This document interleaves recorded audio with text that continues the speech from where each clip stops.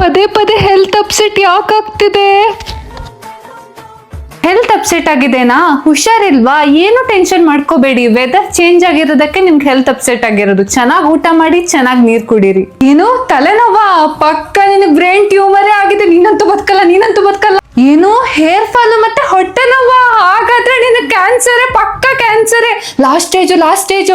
ಯಾರು ನಿನ್ನನ್ನು ಬಚಾವ್ ಮಾಡಕ್ಕಾಗಲ್ಲ. ನಾನು ಕೂಡ ಪಕ್ಕ ನೀನ್ ಬದುಕಲ್ಲ. ಹೆಲ್ತ್ ಸರಿ ಇಲ್ವಾ? ಹೊಟ್ಟೆ ನೋವು, ತಲೆನೋವಾ? ಅಯ್ಯೋ ಯಾಕ್ರಿ ಟೆನ್ಷನ್ ಮಾಡ್ಕೋತೀರಾ?